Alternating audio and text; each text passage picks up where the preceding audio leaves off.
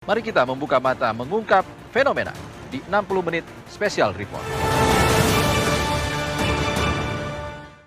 Halo, selamat datang di 60 menit Special Report, membuka mata mengungkap fenomena. Bersama saya, Ihsan Sitorus.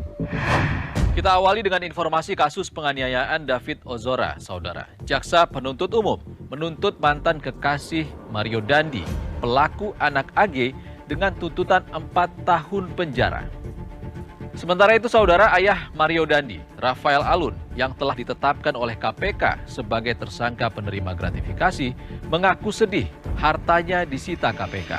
Padahal, berdasarkan penelusuran Kompas TV, Rafael masih memiliki sejumlah aset yang belum disita KPK.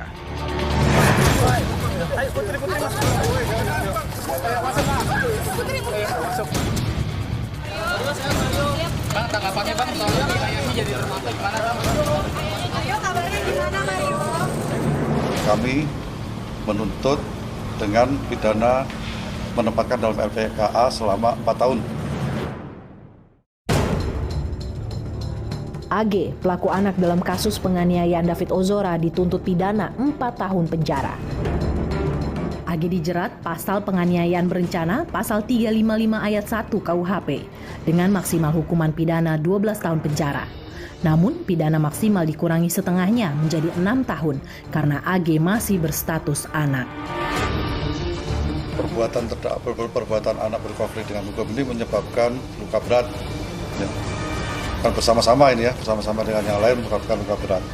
Itu menjadi salah satu. Tadi ada beberapa ya, belum bisa saya sebutkan semuanya. Ada beberapa, salah satunya adalah itu. Kami menuntut dengan pidana menempatkan dalam LPKA selama 4 tahun. Kalau yang meringankan karena dia anak ya, dengan usia muda maka diharapkan dapat memperbaiki perbuatannya ya dengan masa depan yang masih panjang. AG berperan penting sebagai ihwal penganiayaan David Ozora. Pada rekonstruksi terungkap, kekasih tersangka Mario Dandi ini berperan memancing bertemu dengan Dali ingin mengembalikan kartu pelajar. Selain itu, AG pun merekam tindak penganiayaan menggunakan ponsel Mario Dandi. Sidang vonis AG dijadwalkan Senin 10 April besok. Sidang akan berlangsung terbuka untuk umum, namun AG tak wajib hadir. Sebelum dakwaan, Pengadilan Negeri Jakarta Selatan menghadirkan 3 saksi ahli dan 10 saksi diantaranya Mario Dandi, Shane Lucas, Anastasia Pretia Amanda sebagai saksi mahkota. Hadir dengan rompi tahanan oranye, Mario dan Shane Lucas kompak bungkam.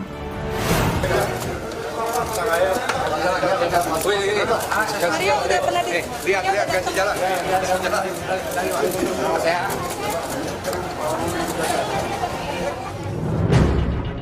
Pada persidangan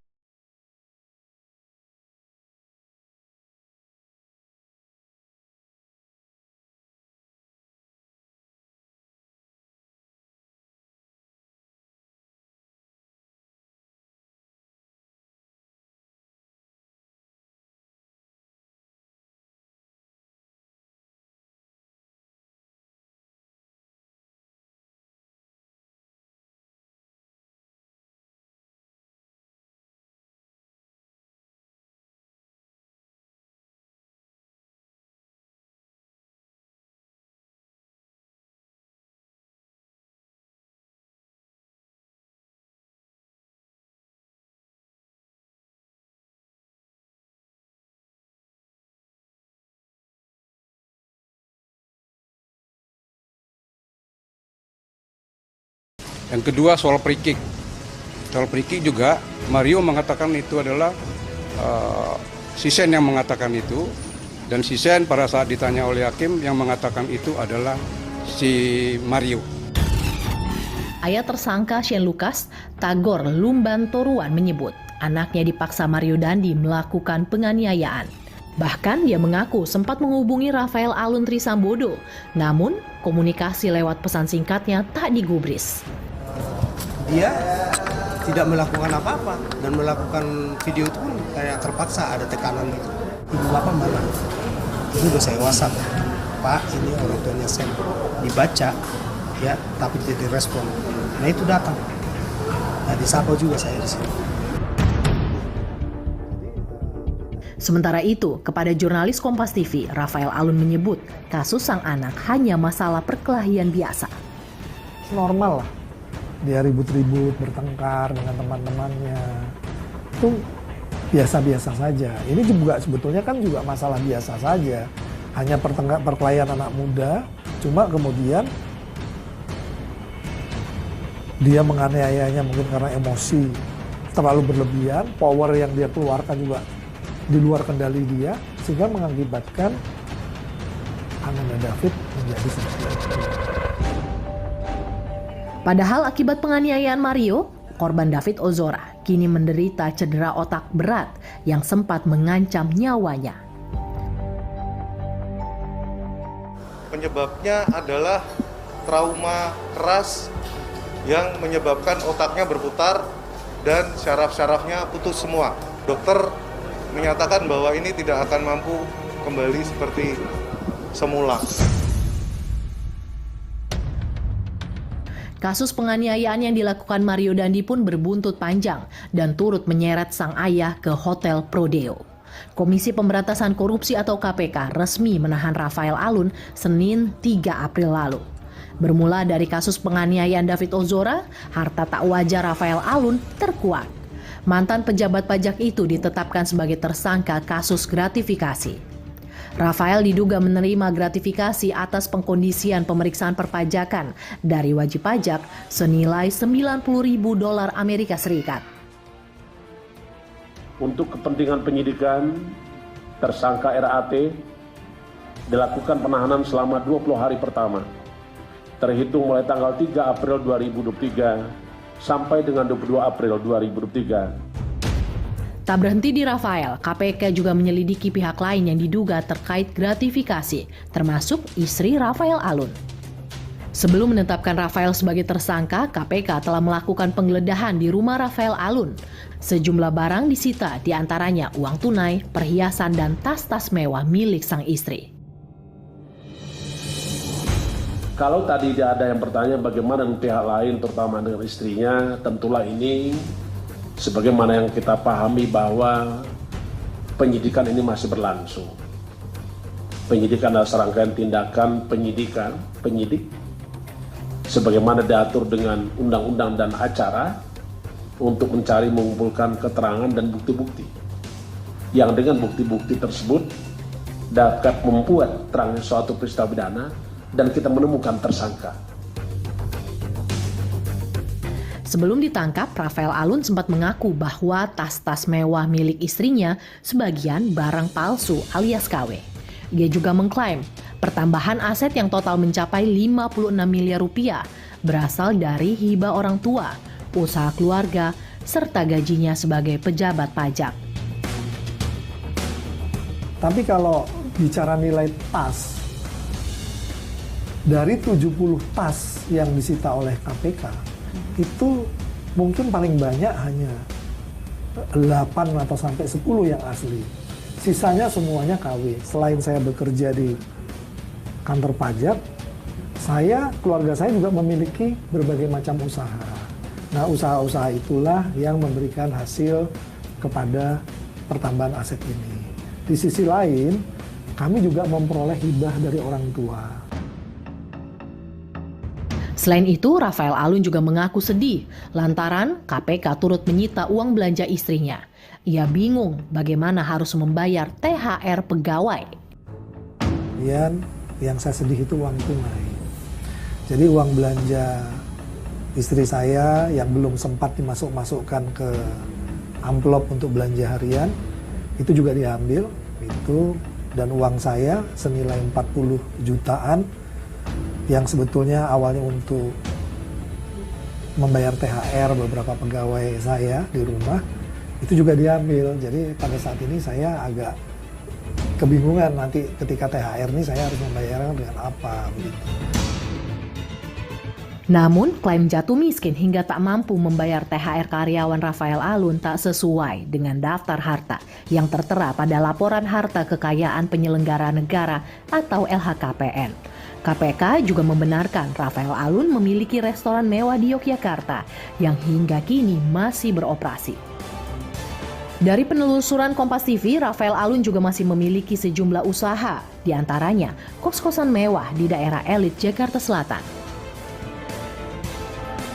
Saudara, fenomena dukun pengganda uang kembali muncul. Para korban yang tergiur uang hingga miliaran rupiah justru menjadi korban pembunuhan berantai sang dukun. Saudara, dukun pengganda uang itu menjerat korbannya melalui promosi di media sosial. Polisi pun menduga masih ada korban lain yang belum ditemukan. Masih ini cuma intinya sih waspada aja. Ya dia sih pernah ngasih ayah 100 lebih. Coba ini buat waspada aja. Takutnya namanya ayah kan nggak punya temen, nggak punya asisten, nggak punya ajudan, nggak punya rekan-rekan yang orang ayah percaya lagi. Makanya ayah agak sedikit ngeri gitu loh. Itulah pesan terakhir Parianto, satu dari belasan korban kekejian Slamet Tohari, dukun pengganda uang di Banjarnegara, Jawa Tengah. Pria 53 tahun asal Sukabumi, Jawa Barat itu sudah curiga saat diajak tersangka Slamet Tohari ke sebuah hutan dan mengirimkan pesan untuk meminta pertolongan pada keluarga. Jenazah Parianto lah yang pertama kali ditemukan hingga mengungkap tindakan keji Slamet Tohari kepada korbannya. Bahwa benar saudara Tohari yang merupakan dukun ini mengakui bahwa saat itu dia membunuh saudara Parianto.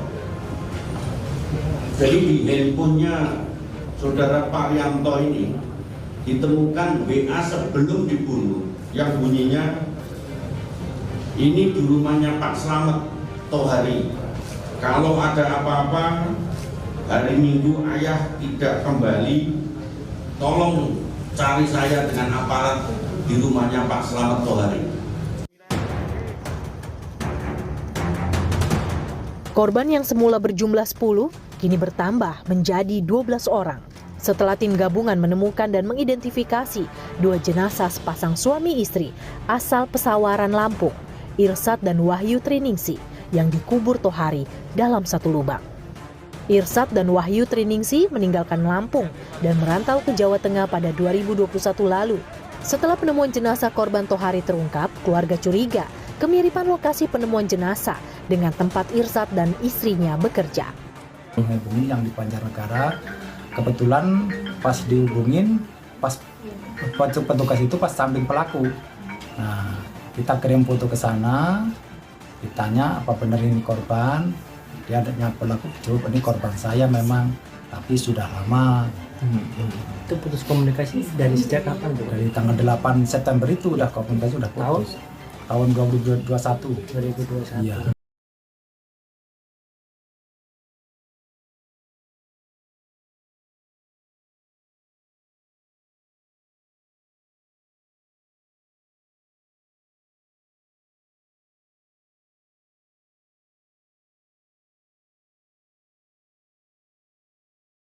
Pegang nyawa. Kini Polres Banjarnegara, Jawa Tengah masih membuka posko pengaduan dan tes DNA keluarga orang hilang untuk mengidentifikasi jenazah lain. Polisi bahkan tak menutup kemungkinan masih ada korban lain yang belum ditemukan. Tapi hanya saja pernah menyinggung hal-hal yang ada semacam gini penggandaan. Tersangka Slamet Tohari merupakan residivis pemalsu uang dan pernah ditangkap di Pekalongan, Jawa Tengah 2019 lalu. Usai bebas, Tohari malah membuka praktik dukun pengganda uang. Korbannya berasal dari berbagai daerah, mulai dari Sukabumi, Jawa Barat, Pekalongan, Jawa Tengah, Yogyakarta, hingga Lampung dan Palembang, Sumatera Selatan. Ya nggak tahu, saya istrinya, tapi kan itu dukun atau enggak saya juga nggak tahu. Yang penting ada tamu, dikasih minum, udah itu selesai ngobrol, pamit pulang, gitu. Ya dulu banyak, tapi sewaktu setahun ini ya jarang ada tamu, orangnya juga nggak pulang. Slamet Tohari menipu para korbannya dengan iming-iming melipat gandakan uang 50 juta rupiah menjadi 6 miliar rupiah. sebelum korban dibunuh dan dirampas uangnya. Tindakan keji Slamet Tohari tak dilakukan sendiri. Tohari dibantu tersangka BS, rekannya yang bertugas mempromosikan kemampuan palsunya di media sosial. Modus dukun pengganda uang memang bukan cerita baru. Pada 2017 lalu, pria bernama Taat Pribadi alias Dimas Kanjeng mengaku bisa menggandakan uang. Bahkan kliennya berasal dari kalangan selebritas dan pejabat negara. Tak sedikit yang menjadi simpatisan, menghalangi proses hukum sang dukun.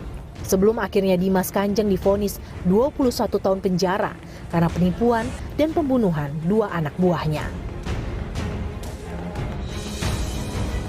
Di awal tahun 2023, publik juga digegerkan pembunuhan berantai di Bekasi, Cianjur, dan Garut, Jawa Barat yang dikenal dengan kasus Wawon CS.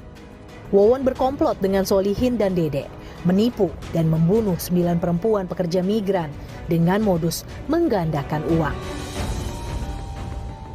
Meski telah berulang kali terjadi, korban penipuan dengan modus penggandaan uang atau harta terus bermunculan. Sosiolog Universitas Indonesia, Rizalwan Habdi menilai perlu ada kontrol sosial dari pemerintah dan komunitas masyarakat untuk mencegah kejadian serupa kembali terjadi. Ritual-ritual untuk memperoleh sesuatu dengan cara-cara klinik itu memang ada dan meluas di tengah masyarakat. Ketika internet pengetahuan, ya informasi semuanya didapat dengan cepat, orang berpikir mungkin bisa mendapat uang lebih cepat. Dan ini mengekskalasi tadi adanya tradisi klinik tadi. Dalam beberapa kasus yang lalu yang agak lama-lama, termasuk dalam kasus Dimas Kanjeng, itu ada yang tertipu S3. Karena sekali lagi ini bisnis harapan. Orang yang pintar sekalipun ketika dia dalam situasi terdesak, dia bisa jadi akan menuangkan harapannya itu dengan cara-cara yang tidak lagi secara normal gitu. Saudara, buah kurma biasa dikonsumsi selama bulan Ramadan, khususnya saat berbuka puasa. Namun Anda kini harus waspada memilih buah asal Timur Tengah itu. Pasalnya pedagang nakal justru memanfaatkan momen Lebaran dan Idul Fitri, menjual kurma yang tak layak konsumsi yang sudah bercampur dengan zat kimia berbahaya. Saya sih nggak mikir ke situ sih. Ya saya sih yang penting duit. Nggak tahu kalau ke kesehatan katanya sih nggak bagus karena buat formalin itu ya. Barang-barang pelabuhan, barang sisa, barang yang udah disortir lah gitu. Kita beli. Nah di sana kan emang saya juga pernah lihat kan di pelabuhan tuh emang kotor. Berarti emang ya nggak layak lah kalau saya bilang tuh kan buat makanan lagi korma ya, yang lembeh kayak gitu.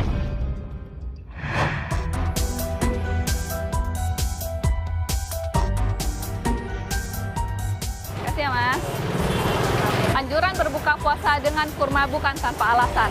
Selain rasanya yang manis, kurma juga menyimpan berbagai manfaat kesehatan. Namun, tahukah Anda saudara, beredar kurma dengan zat kimia berbahaya. Lantas, seperti apa modus yang digunakan? Kurma, buah asal Timur Tengah ini menjadi salah satu buah impor terbesar di Indonesia. Apalagi saat Ramadan tiba, tak lengkap rasanya jika buka puasa tanpa kurma. Dokter spesialis gizi klinik Universitas Indonesia Wiji Lestari menyebut, mengonsumsi kurma baik untuk kesehatan, namun tentunya tetap dalam batas wajar. Kurma itu utamanya adalah karbohidrat ya, dan karbohidratnya adalah karbohidrat sederhana.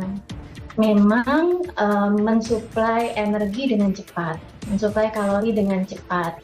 Tetapi kalau jumlahnya berlebihan, ini juga tidak baik. Karena kalau karbohidrat sederhana ini dikonsumsi dalam jumlah yang banyak dan sering, gitu ya, maka akan meningkatkan risiko diabetes misalnya, obesitas, begitu. Sehingga memang saran konsumsinya adalah tidak terlalu banyak.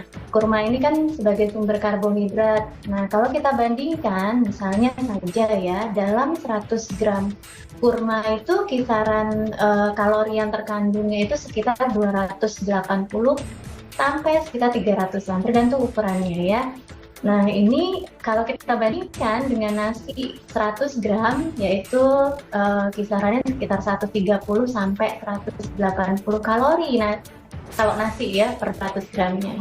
Sehingga kurma ini kurang lebih per 100 gramnya itu hampir 2 kali lipat ya, 2 kali lipat dari satu porsi nasi. Itu sehingga memang itu sebabnya tidak boleh berlebihan ya mengkonsumsi kurma, juga ada batasnya karena dia kalorinya cukup tinggi. Kurma menyimpan banyak manfaat kesehatan. Namun miris, ada saja pedagang kurma musiman yang mencampurkan beragam zat kimia berbahaya demi meraup untung besar.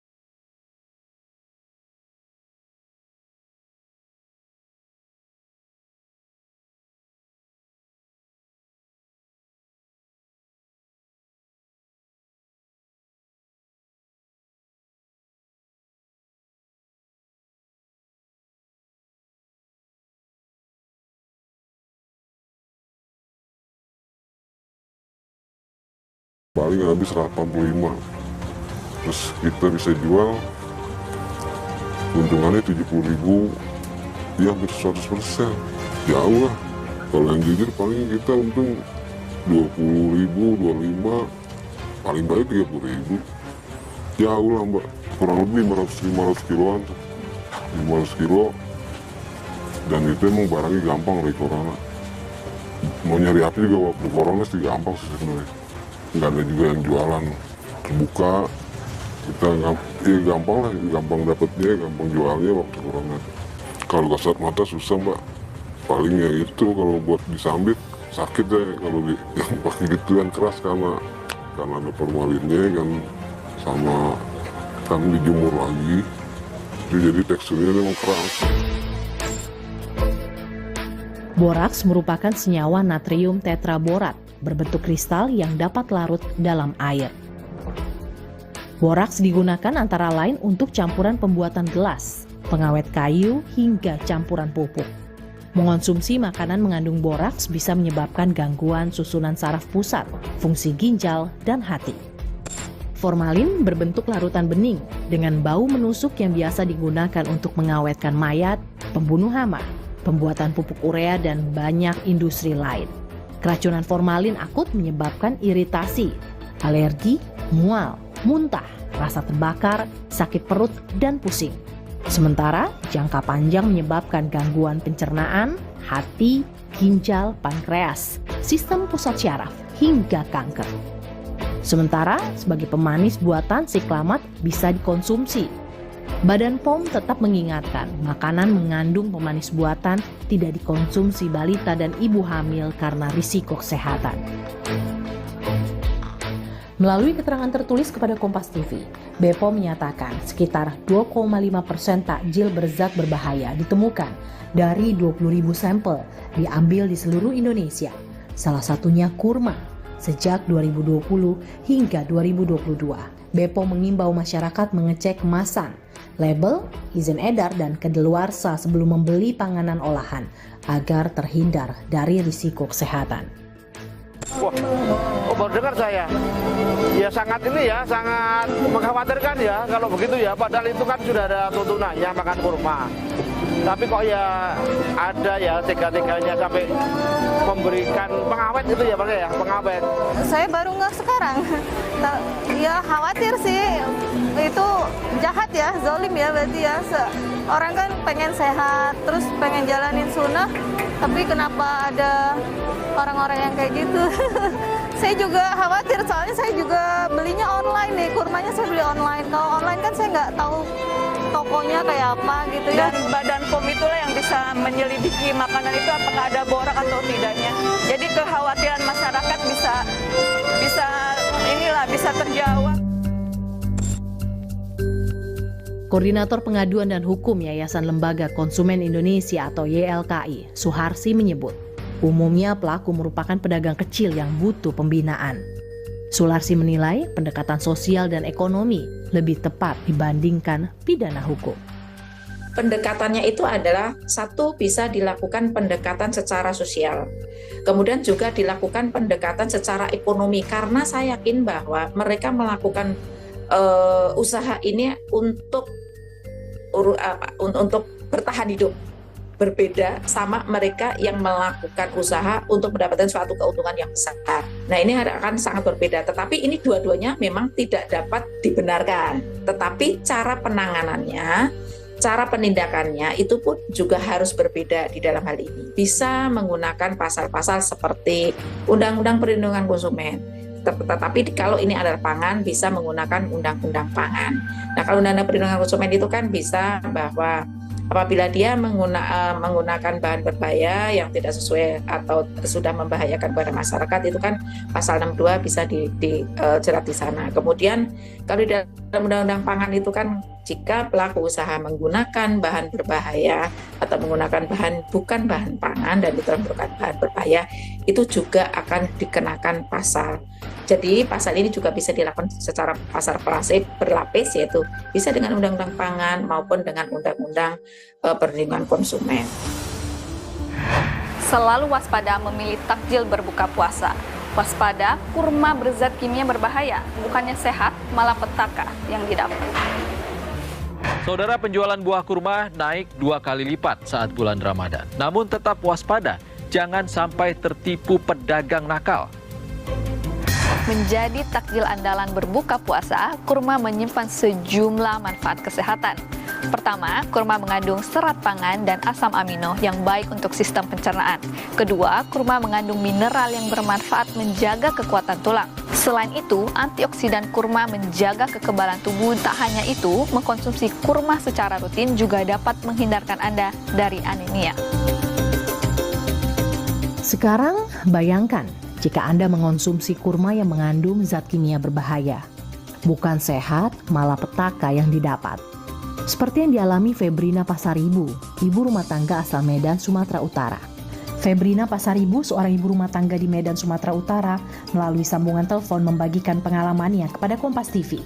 Ramadan tahun lalu, tahun 2022, saya beli kurma dari teman via online. Harganya murah, sekitar 15 sampai 20 ribu untuk 500 gramnya. Rasa manisnya kuat banget kayak makan manisan. Benar-benar beda jauh dari kurma yang biasa saya beli. Teksturnya lebih lembek dan lengket. habis makan beberapa buah, efek samping yang saya rasakan adalah pertama gigi menjadi ngilu, kemudian bikin tenggorokan jadi gatal, terus kayak ada pahit di ujung. Suami saya makan beberapa lebih banyak dari saya karena memang suka kurma. Efek samping yang dirasakan juga sama, tapi dia lebih merasa kebas di tangannya.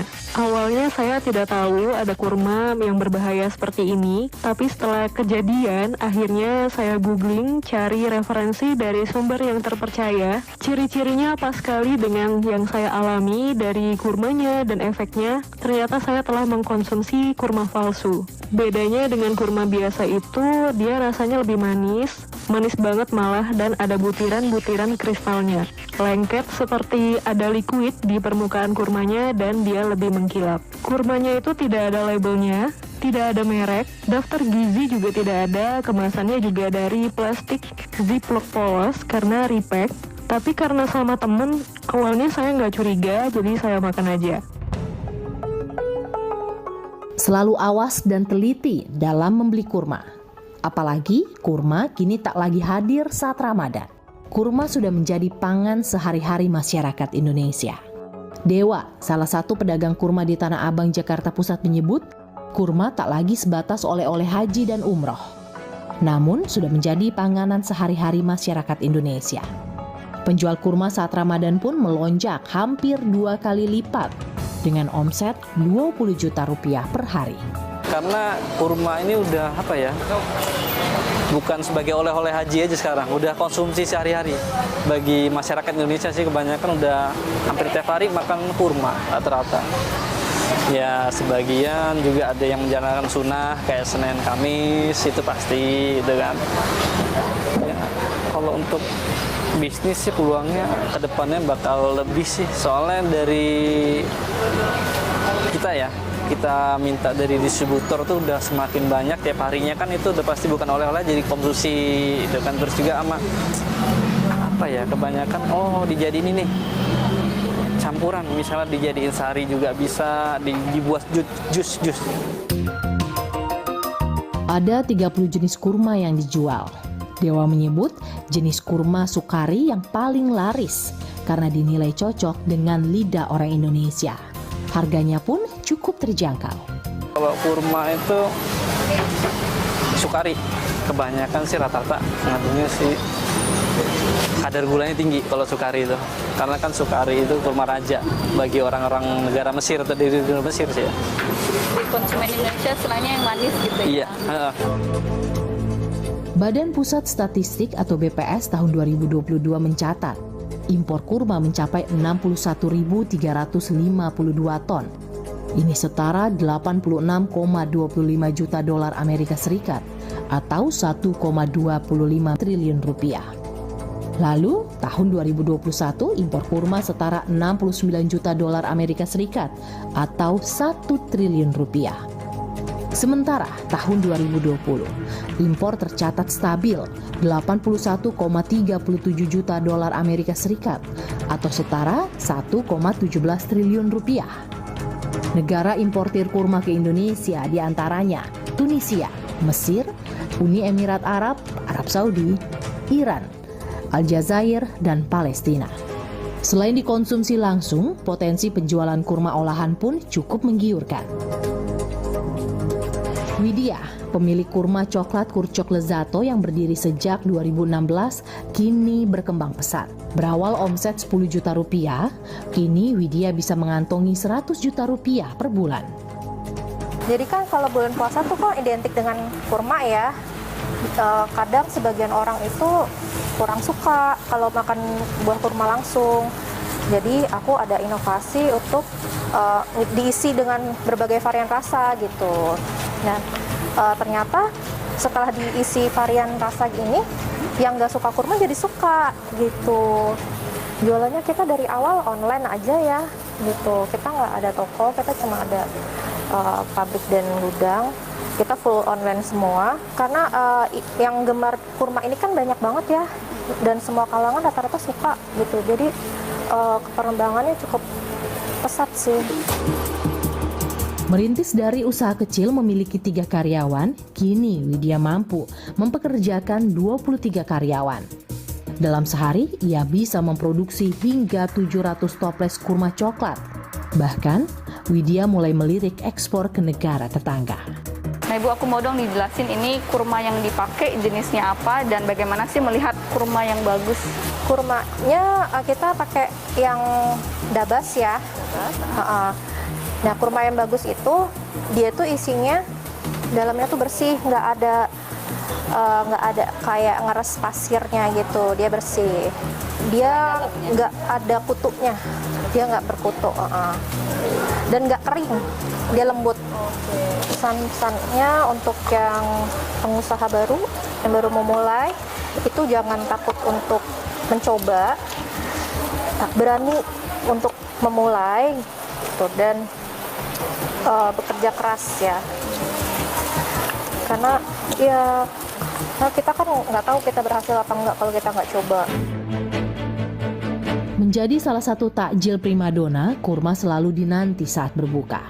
Baik setelah dikeringkan maupun diolah menjadi beragam panganan, kurma selalu menempati tempat istimewa selama Ramadan. Tetap waspada dan hati-hati memilih kurma agar tak berakhir celaka. Tak terasa sudah 60 menit kami hadir menemani Anda, saudara. Saatnya kami undur diri. Sehat selalu. Sampai jumpa.